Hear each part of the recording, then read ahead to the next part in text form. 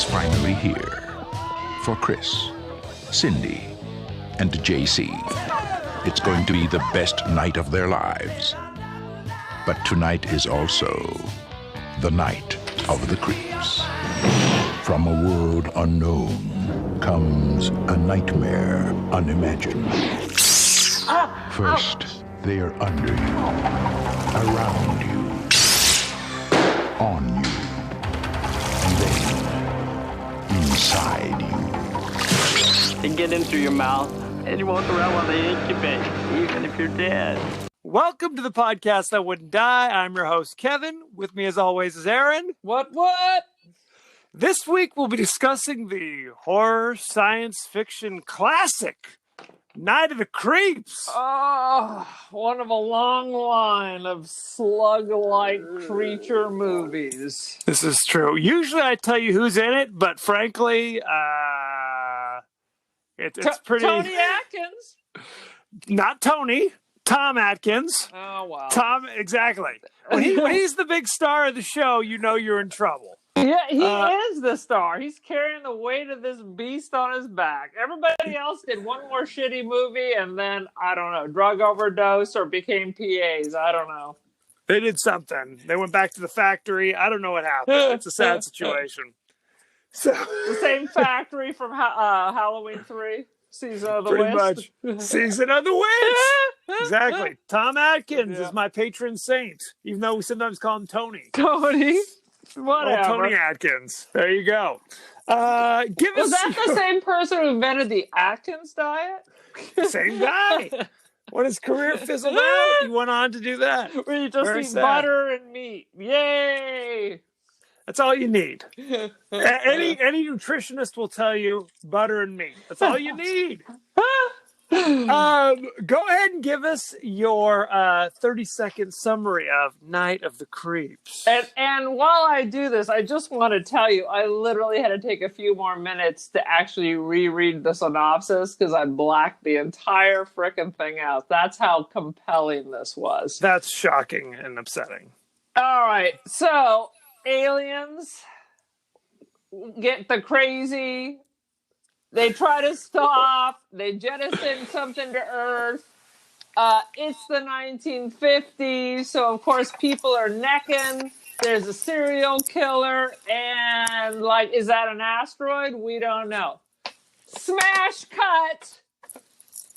50 years have passed. Now it's current time. And by current time, like the 80s, early 80s. It's like 30 years have passed. All right. Just to be clear. It's clearly 80s. It smells like 80s. It looks like 80s. I can smell the Ralph Lauren polo coming through the airwaves just looking at this movie. So, a lot of pop collars. A lot of pop collars. Not so many Ray-Bans. I don't think they had the budget for that. No, not at all. So, now it's current times, and everybody's hated groups, the Greek system, fraternities, sororities. So, of course, we end up here, and people are, doing what college kids do. Yeah.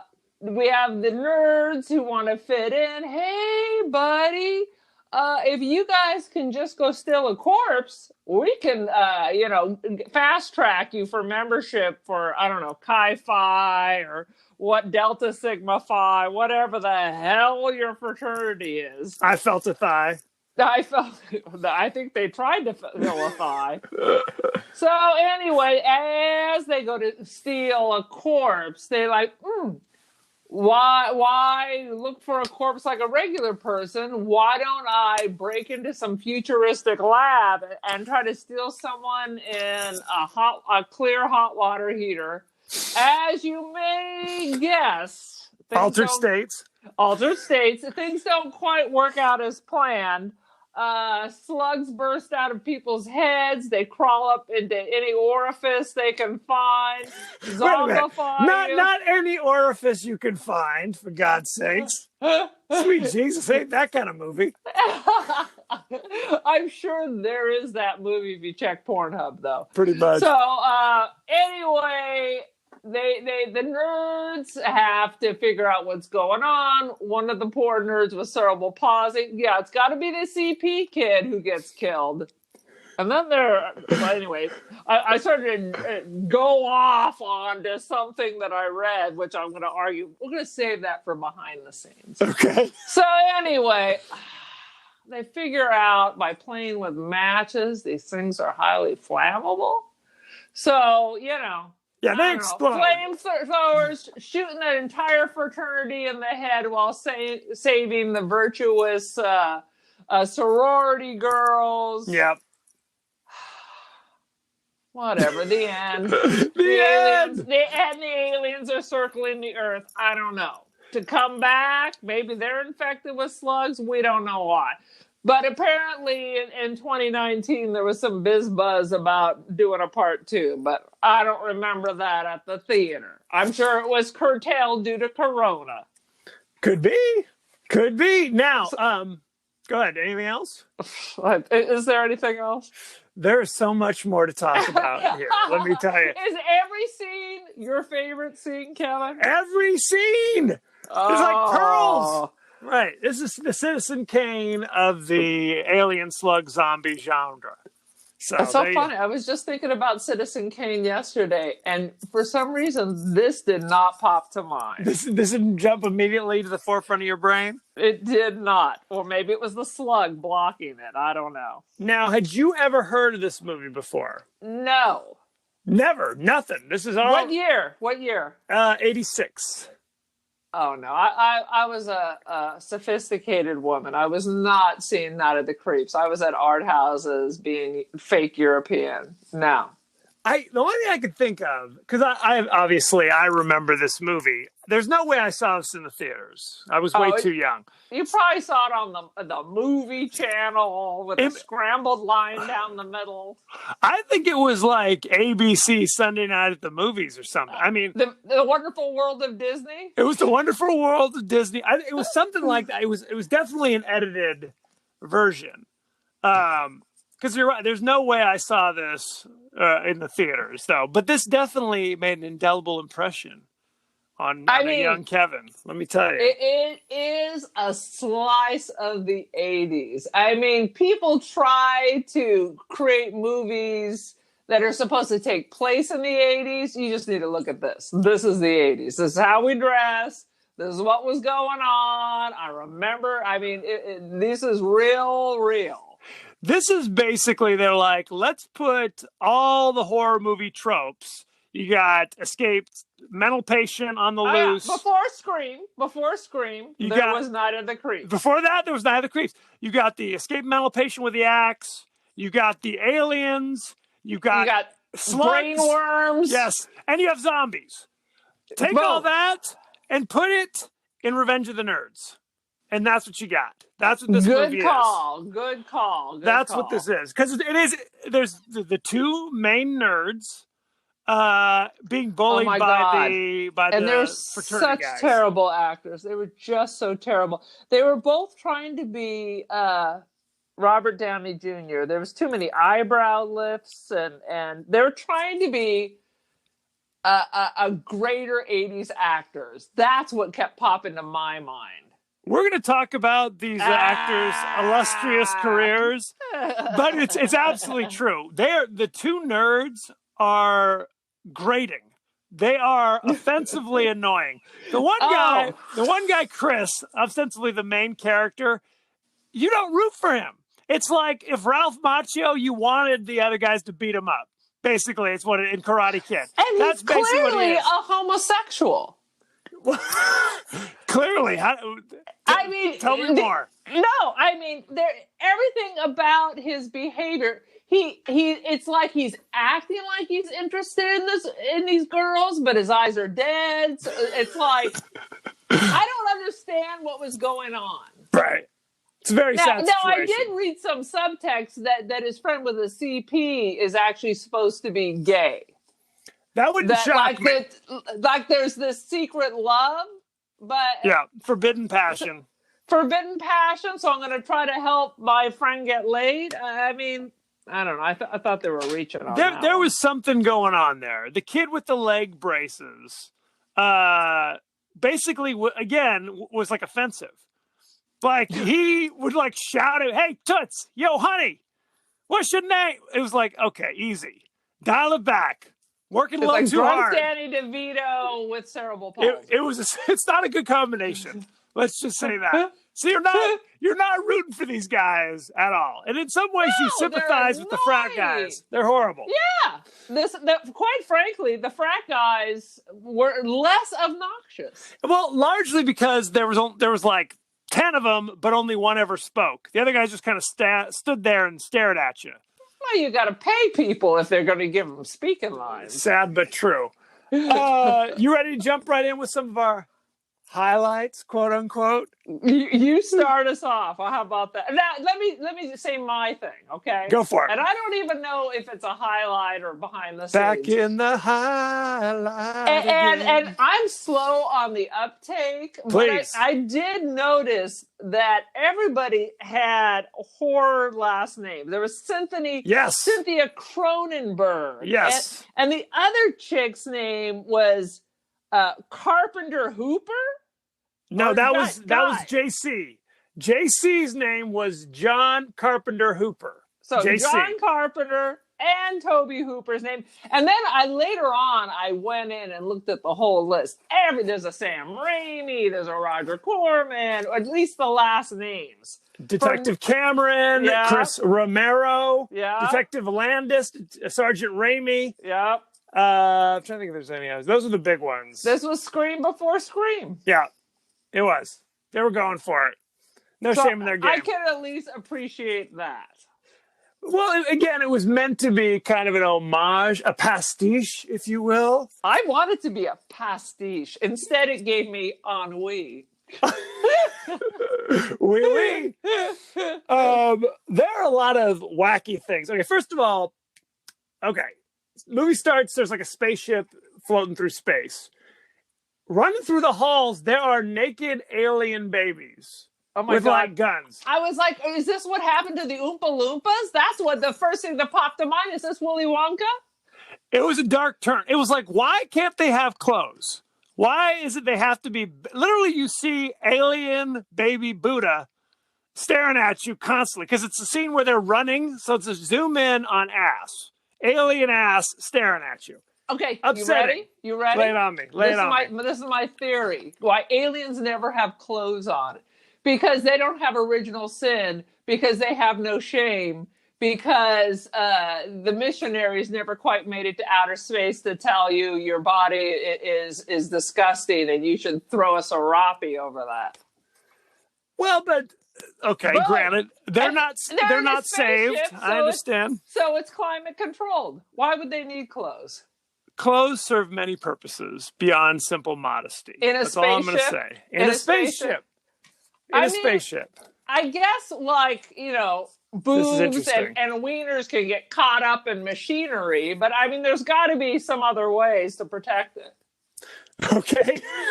We didn't see any baby alien genitalia, so there's that to be thankful for. See? So then what's the point? If you don't have dangly bits, what's going to get caught up? That's my theory. They don't have the gift of shame. So these aliens drop, like, I don't know, one of them gets possessed and drops one of the alien slugs out, like, in a little box, a container, and it flops all the way to Earth. Yeah, it looks like those things that Costco used to have with the vacuum. You put it in the little tube and then it goes vacuumed up into the manager's office. Pretty much. So, okay, smash cut, now it's 1957 or whatever, November 5th, 1955. I don't know what it was. And it's the same college town that we see in the entire movie, but it's black and white because it's back in the 50s, right? So there's the scene where, like you said, they go up to the point, right? The young couple, and this kind of sets the stage for the entire movie, right? They're Right. literally at the point, just looking at the stars.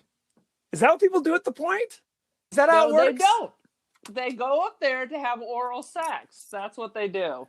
Pretty much. That's how it rolls. Now, this is That's how you didn't get pregnant in the 1950s. pretty much. So this sets the tone for the entire movie because we meet young Detective Cameron, her ex-boyfriend.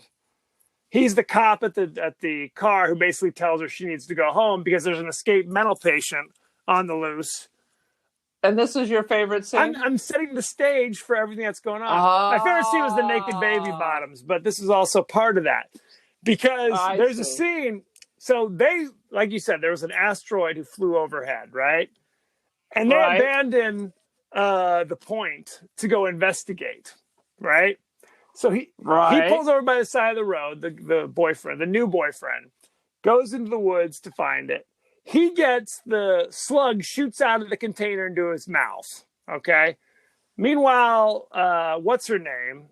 Ex-girlfriend Pam is trying to cajole him to come back, and she says, if you come back, we can go back to the point, I'll let you fondle my breasts.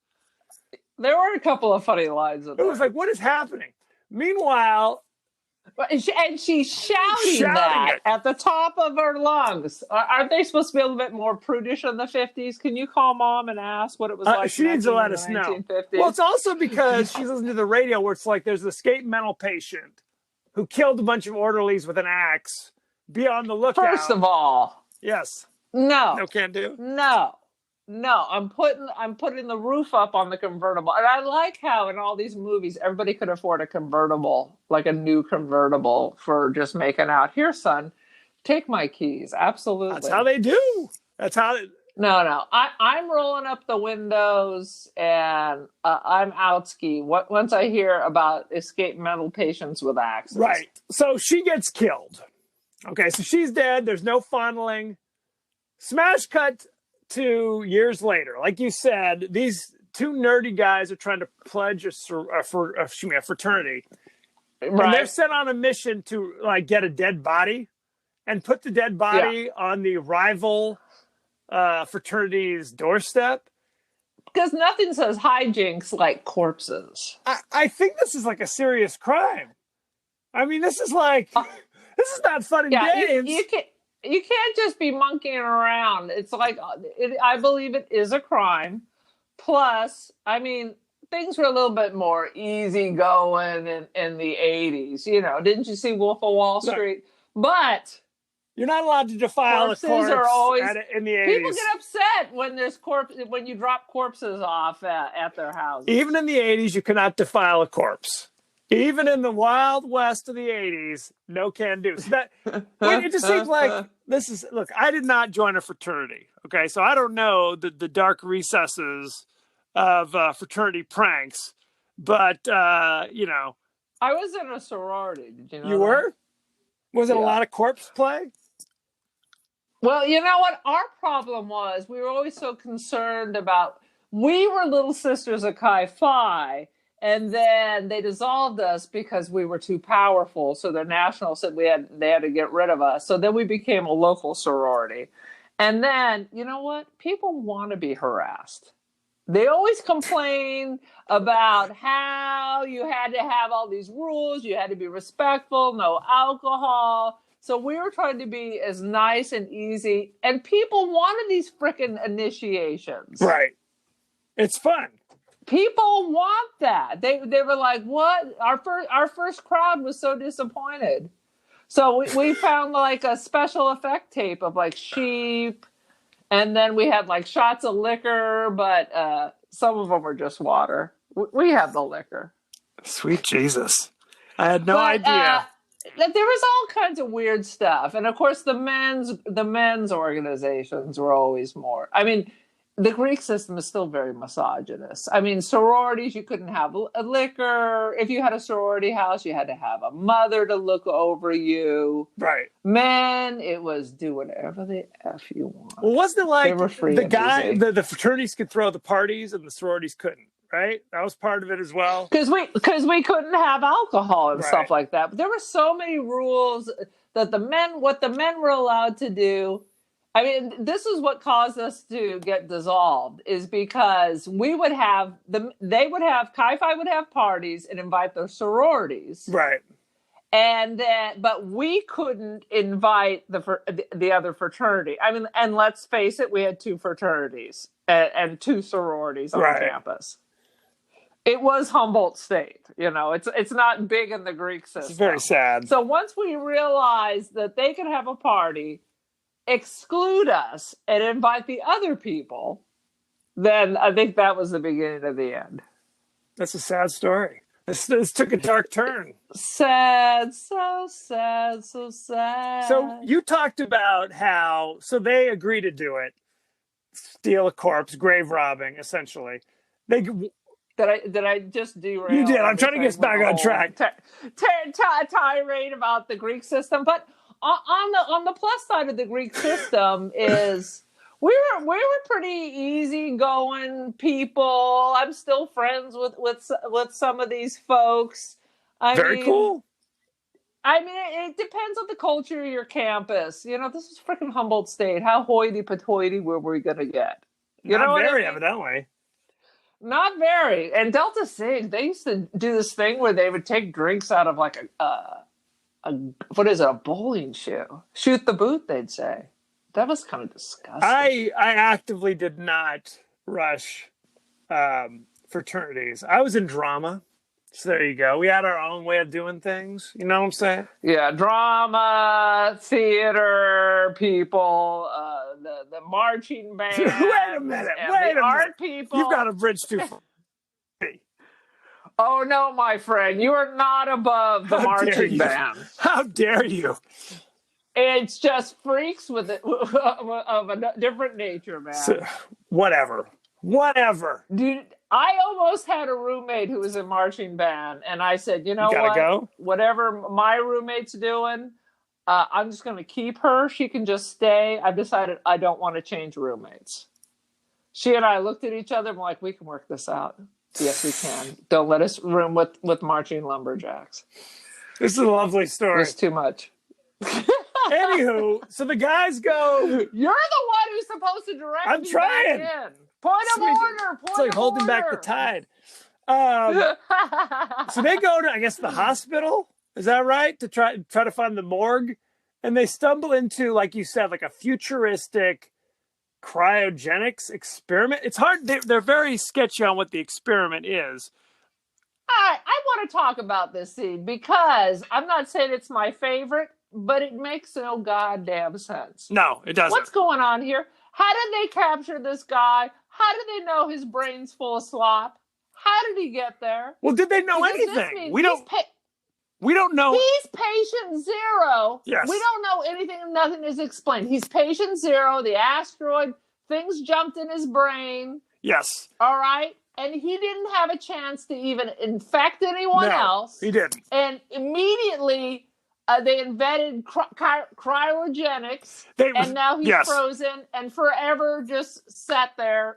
No explanation. They would have had to have cryogenics invented back in 1958 for this sense. They would have had to found his body in the woods, take it immediately rush it to this lab, immediately throw it into the cryogenics tube, the altered states water heater. That's right. 30 years. Like, they're looking at him, I guess. I mean, there's like dials and flashing lights and buttons, but they don't seem to be doing, like, he's been in the same state as he was for 30 years. And they have some dude in there just watching him or something? David Paymer, famous actor, played the young scientist. I don't know what the hell's going on. We don't know if he knows there's a worm in his head. I don't think we know that. Well, when did they freeze Walt Disney's brain? I don't know the answer to that question. Damn what am I, his biographer? Because maybe this is funded by the Walt Disney Corporation. Makes sense. They'll know.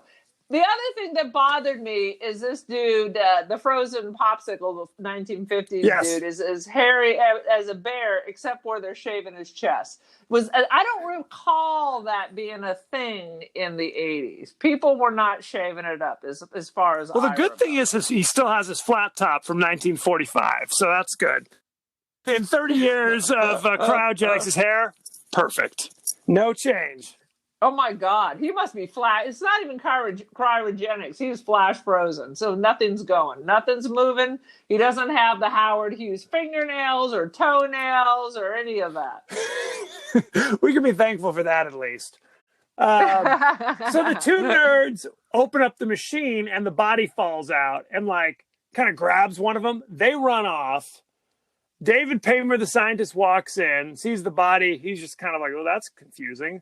How peculiar. He gets grabbed by the body and the body shoots the thing in his mouth now. So now there's two bodies. They're so nasty. They're nasty. It's not as nasty as, what was that Joe Bob Briggs one we watched that I keep blanking on? Brain damage. Oh, Brain Jesus damage Christ. was far worse. And what was the other slug movie that we watched, that we actually reviewed? Slither. Yes. Another Kevin classic. When I saw the ads for Slither, not Sliver. Sliver is something that's else. Sharon Stone and Billy Baldwin. Slither, I saw the ads in like 2006 or whatever. I literally thought it was Night of the Creeps 2. Similar. So, good times had by all. Which one do you think is better? This or that? I think Slither is definitely funnier. That's what I would say. I would say Slither is funnier. I've said this before. There are certain movies in my oeuvre that I definitely say that nostalgia plays a key role in how much I like it for some reason. So I'm sure this is, you waited for mom and dad to go to bed. You crept into the TV and turned on Home Box Office or whatever, the movie channel. And at 11 o'clock at night, in your youthful joy, we're just loving this. Eating Doritos and Coca-Cola all night Absolutely. No question. It's like you read my diary or something.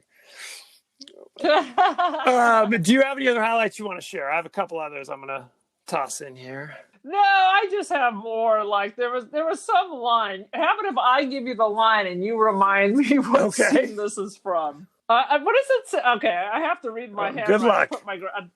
I'm going to play poo pedal with your nightstick. What does it say?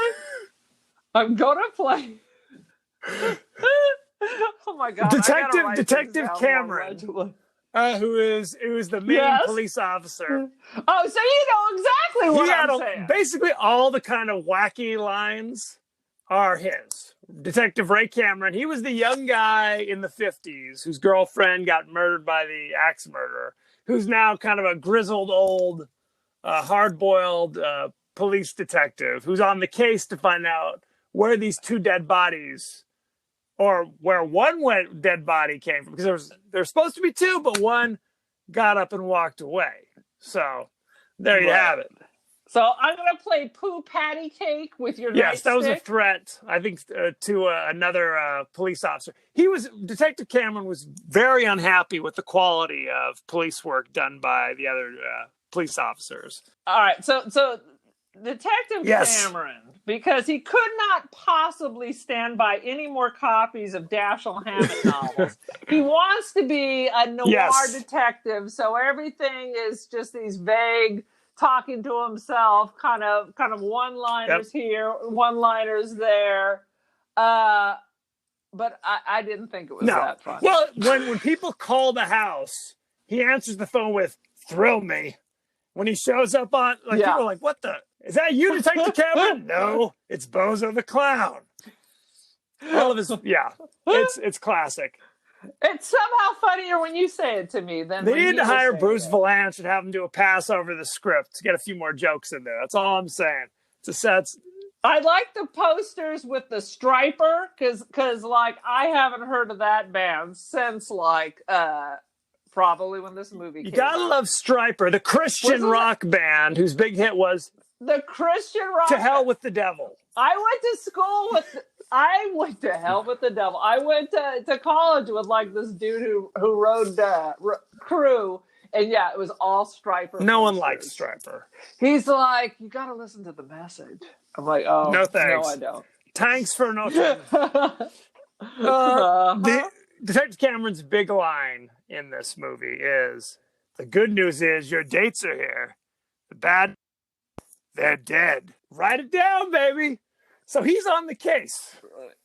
Pearls of wisdom, for God's sakes. Oh, sweet Jesus. So you got the nerds.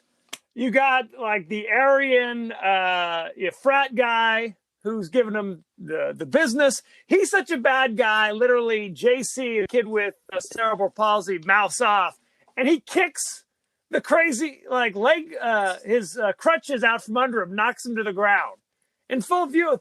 Would that The be Bradster? The Bradster. Absolutely. His girlfriend.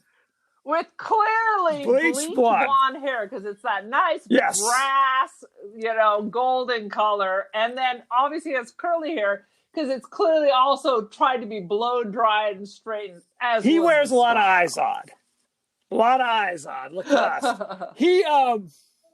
I remember that, man. I had this bitchin' Izod sleeveless salmon color, and I'd pop that collar. You never want to bend that over because you don't want that crease in there. You always want that perfectly straight. Burgundy polo shirt that he was rocking through most of this movie. Classy move all the way. He is irredeemable. He is dating the girl, Cynthia Cronenberg, that our hero Chris has kind of an infatuation with, based upon seeing her across the room at one party one time. That's how it is. That's what they call love at first sight. Yes, clearly. So he knocks the kid over in front of a bunch of people, and you see there's Brad's buddies. And then there's a bunch of other random people there. At this point, Cynthia flips him off in that classic way where it's like you're cranking it up. Oh, yeah. Good literally. Times. We got to bring that back. I'm going to use that in my classroom. Literally, there's an extra in the background who starts applauding. Yeah, you got him. It was what is happening? You got it. Burn. You got to watch the scene again because it was so bizarre where it's why is this woman? Okay, good times had by all. So it's established that after the axe murderer killed his girlfriend in the 50s, Detective Cameron hunted him down, murdered him, and buried the body behind the sorority house. Why would he bury... Go ahead. Because he's lazy, but you are coming up to one of my favorite things. Behind the sorority house, there's the woods. We already established there's woods. Bury him in the woods. You could have buried him right. Okay, but we missed the part where the dude with the detective kills the serial killer and chops them all up. Well, no. That's who's buried. No, he doesn't chop. He just shoots him. He shoots him with a shotgun and then buries him behind the sorority house. So he would have had to put him in the trunk, drive to campus, and then bury him by the sorority house versus bury him where they killed him. Not to mention there would have been 30 sorority girls watching him digging a 6-foot ditch in their backyard. Good luck. Nice work, detective. Mm-hmm. And I'm glad the dorm mother's house, who wouldn't have a separate house, should be living in the sorority house because her role is to monitor these women so they're not acting foolish. I mean, it all just doesn't make a whole hell of a lot of sense. But we're coming up now to one of my favorite scenes. Please jump in. May I, sir? So we have cut. The worms are loose in the basement. Yes. So the crazy house mother is sitting there watching Plan 9 from Outer Space on the TV. Oh my God, I love that movie. And all of a sudden, the floorboards are being kicked from down below. Crunch, bang. She does not move an inch. No. Her eyebrow goes up, her head slightly turns, and she remains seated. I don't know if she's on heroin or what, but what would cause you to sit there till finally someone bursts through? And what kind of force does a zombie have when there are no more muscles? Makes no sense. It's literally she had a good 10 minutes to walk out of the room. Oh, she sits there, bang, bang, bang. Not even a look of curiosity upon her face. And why did they bury the psycho with their ass? These are all excellent questions. Have we established basically the black alien slug goes in your mouth, goes in your brain, lays eggs, and while this is going around, your dead body walks around like a zombie. And occasionally you spit out slugs at other people, right into their mouth. Boom, boom. And occasionally your head explodes and a bunch of slugs fly everywhere. And occasionally you still have some clarity and sense about yourself. But another, like the CP dude, but now, 99% of the time, you're just a zombie. Just out of it. But for some reason, his great love for his friend caused his brain to hold back the slug control long enough to write some crazy scrawl. This is important. This is important. We're going to talk about this right now. So, JC, the kid with the crutches, he in a horrible bathroom accident. Do you refuse? Do you deny my? Oh, look, I'm not a doctor. You say he's got CP, I'll buy in. He has a horrible bathroom experience where he's crawling across the filthy floor of the bathroom and a slug goes in his mouth. Okay, that was lovely. Disgusting. Later, Chris comes home to find a scrawled note that says "Listen" next to a little handheld tape recorder, and he listens. Tells a story. JC tells him about how the slugs go in your brain. They lay eggs. And, hey, they turn you into zombies. He tells him the whole plot. How does he know they turn him into zombies? Because once you're a zombie, you don't know anything. You wouldn't know what's going on. You wouldn't know they're laying eggs. How would you know that? So these are all important questions. So he basically says, hey, Chris, I walked, man. I walked with a zombie slug in my brain. Now I can walk. So I went down because he's the one who figured out if you light a match, the slug will literally jump into the match and turn to mush. And how did he figure that out? He just there just happened to be matches there, and he just happened to light it and just happened to slide it over there. And why don't the slugs go under the stalls? I mean, I wouldn't want to crawl under the stalls of a college boy's public restroom myself. But they will. At one point, they do because they go up JC's cuff of his jeans, and that's what causes JC to jump out and crawl across the filthy floor. Yeah, very that would have been upsetting to me. And he says, I dragged my corpse-like body down to the boiler room to get rid of the slugs in my brain or whatever. So Chris goes down there, follows the trail, and finds JC's body kind of slumped over. And you see like slugs frying on the ground like eggs, essentially. And I just kept thinking, how hot is this GD boiler room's floor? That it's just the floor. He didn't stick his head in the furnace, right? He just fell on the floor of the boiler room, and the ground was so hot that it fried the slugs like eggs. Good times. There may have been a few. May have been, to say the least. Any other highlights before we move on to the next thing? What is the name of the university, Kevin? Do they say it? I got it right in front of me. Corman University. Shemping Corman University. The Shemps and Roger Corman. And Roger Corman. And it's actually USC and Cal State Northridge. Just for your little. This is how they do it there, by the way. Oh, one more scene I wanted to talk about. There were so many people drinking Miller High Life in this movie. It was ridiculous. Oh, were they getting paid? Was this the first case? Well, at one point, Detective Cameron shoots a couple zombies and says, "It's Miller time." A total non sequitur that means nothing in this context, but yes, not just Miller, not just Miller Lite, the High Life. They're High Life men at that fraternity. Life. So good times had by all. I used to drink the MGD. Originally, it was just called GD, but people found that offensive. Yeah. Goddamn Miller. GD Light. No. So there you have it.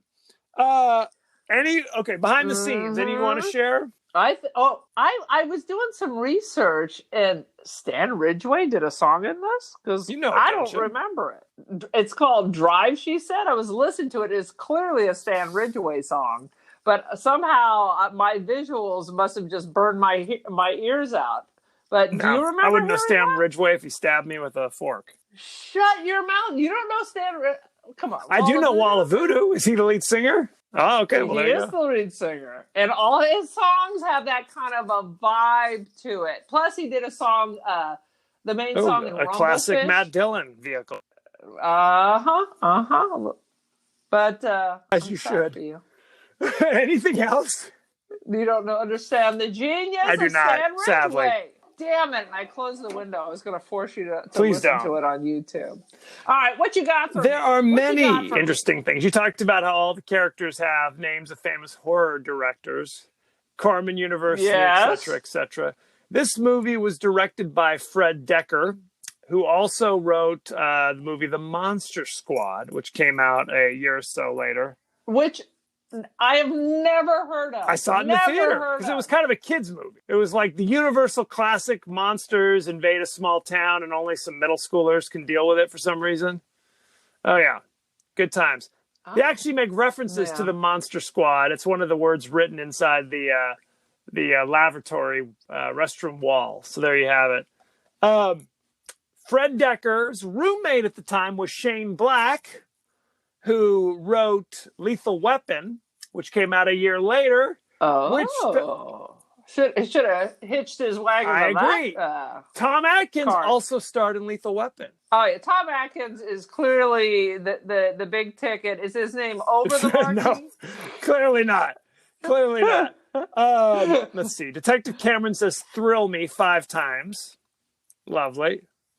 Oh my god, I keep expecting to say Detective Pikachu. I don't know what it is, but Tony Atkins, Not Tony is a Atkins. detective. Bring forth Tom Atkins. Tom Atkins. I keep expecting it to be Detective Sweet Pikachu. Jesus. Anyway, Good. What in the hell is going on here? Okay, Stryper. The reason why it says Stryper in the bathroom is because the makeup artist for this movie, Kyle Sweet, was married to the Stryper frontman, Michael Sweet. So there you go. This is very important. oh, because there was a Striper poster in one of the. It's the all dorm rooms, Stryper. too. It's a secret.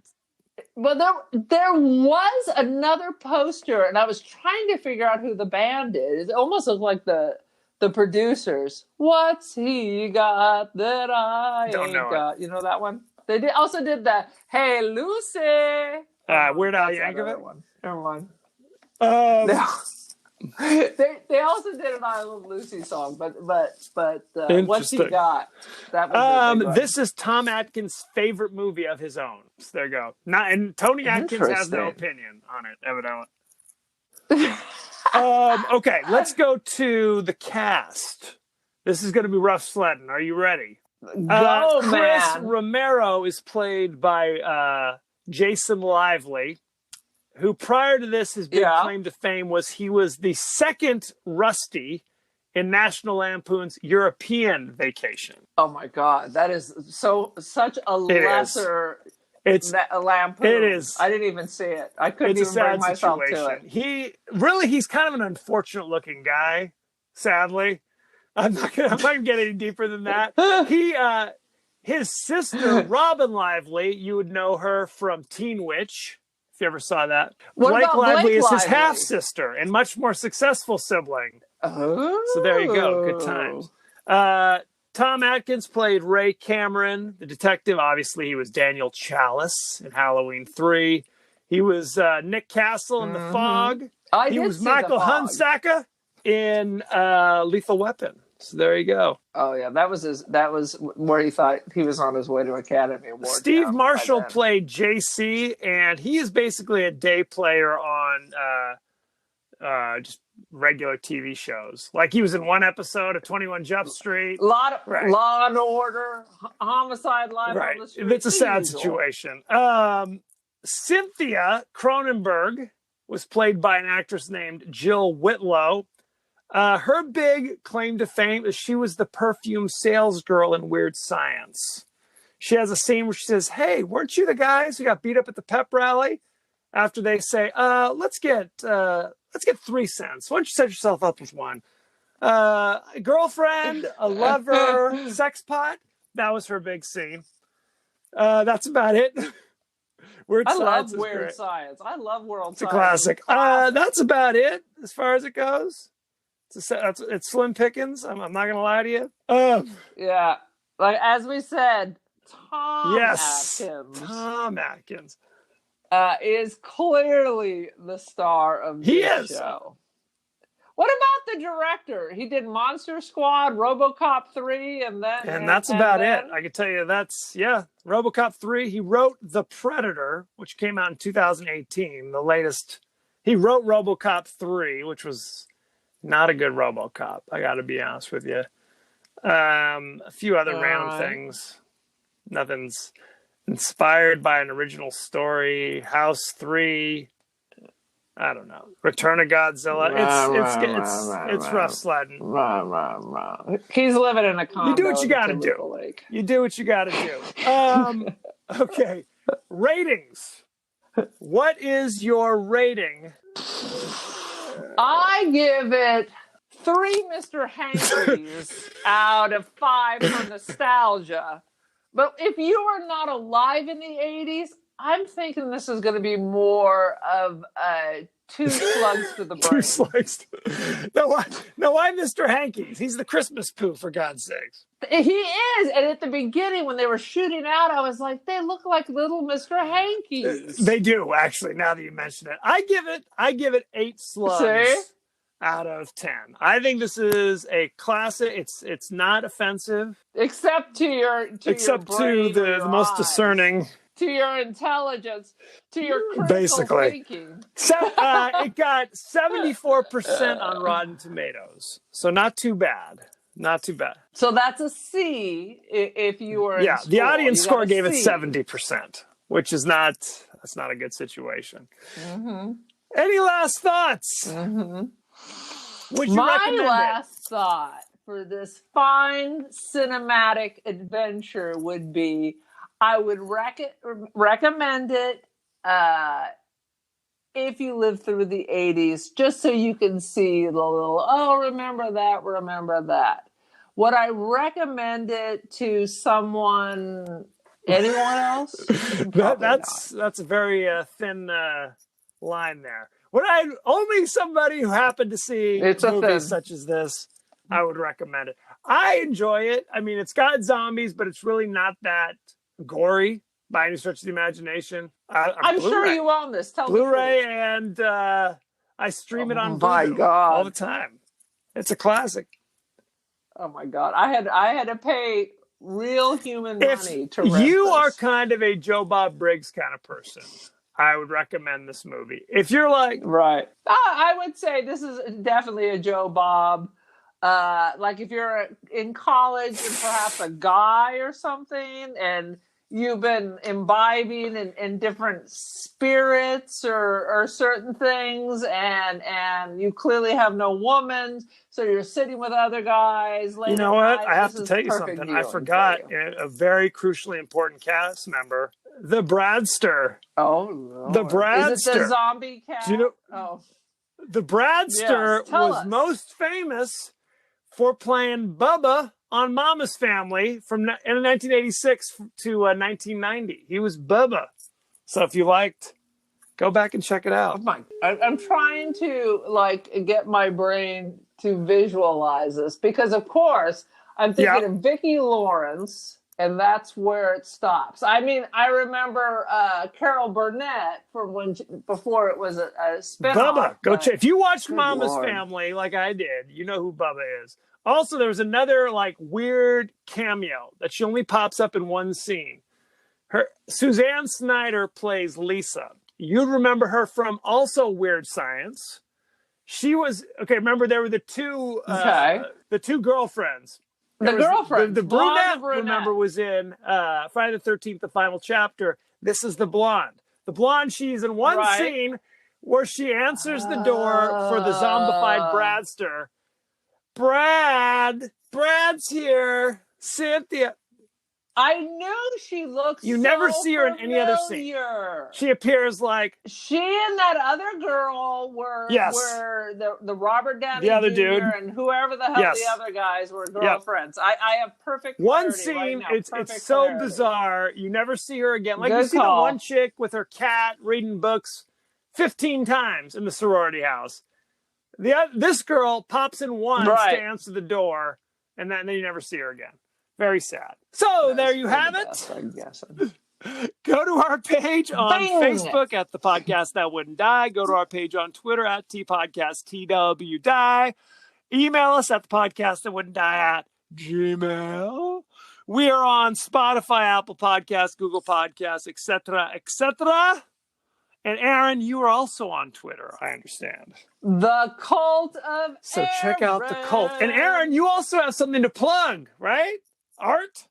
Put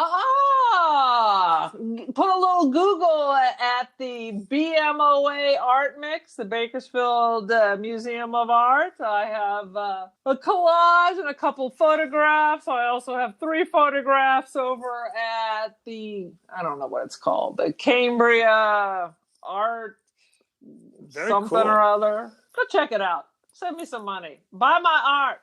Hang it up. Tell That a sounds friend. good. Give me money. So there you have it. So thank you for joining us and be well. Rock on, Brother Bears.